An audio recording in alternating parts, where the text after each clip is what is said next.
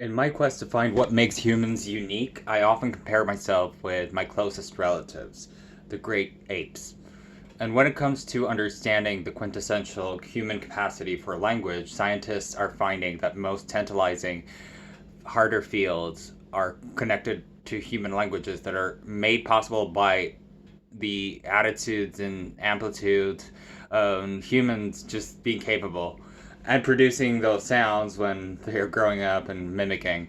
Most humans imitate sounds, and although human primates and non human primates can vocalize in new ways, they don't show abilities to make new calls. Interestingly, more distant mammal species, including dolphins and bats, have this capacity. But amongst the scattering of this vocal learning across the branches of the bush of life, the most impressive are birds, hence the wings. Down. Parrots, sunbirds, and hummingbirds all learn new vocalizations of sounds and species that appear to have common modes of unlike the human race.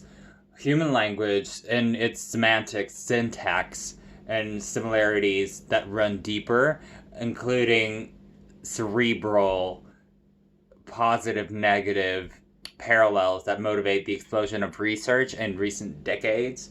Seth Kaliges and Columbia University studies in the social aspects of some learning in zebrafishes. A plot that people need analogies between languages and birdsong, she says. Highland Bruno stones the more social aspects, migratory birds that occasionally gather in large groups and that are interesting from the culturally transmitted vocalizations in these groups, say as Highland Bruno, which is a 2020 linguistic summit in culture with human language. Both birdsong and language are passed culturally to proximate generations and preceding generations, and they're species that make small tweaks to these songs over time, resulting in new dialects in some way similar to human accents and dialects and languages. And with all these similarities in mind, it's reasonable to ask if birds themselves have language. It may come down to how you define it. I wouldn't say that they have language in a way linguistic experts define it, says neuroscientist Eric Jabis of Euroclio University in New Jersey, and who's writing a bird paper. Science and neurobiology professionals study birds, and they have a remnant of the rudimentary form of what they might call hull-spoken air. Love. You ask lots of peacocks what does it mean, and you're going to get a lot of different meanings, which means that it's hardly a mystery. There are multiple components to spoken language. Jarvis says there are some that are shared between some species more than others, fairly common, like a component with the responses to the spoken command sit. Vocal learning is more specialized in components such as shared degrees of whether animal says. The grammar of bird calls and one key element of human language and semantics of it was warped with meanings. Scientists have long thought that unlike some of the words that we're vocalizing, they're involuntary in animals and they depend on the emotional state of the animal. But over the last 4 decades, numerous studies show that birds and various animals have distinct calls with distinct meanings. Plenty of bird species use alarm calls for different predators and Japanese tits with dentist cavities, causing their chicks to crouch down and avoid being called out. And another call for tree snakes that sends the chicks jumping out of the nest entirely. So some of these calls depend on whether the predatory call is seen as a predator actively attacking and eliciting a different response from nearby jades.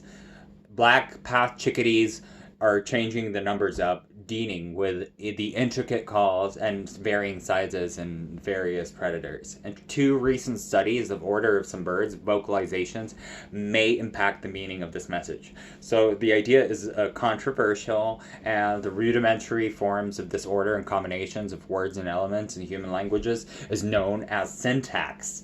as known by and communicated by the classics, such as Men Fight Dogs.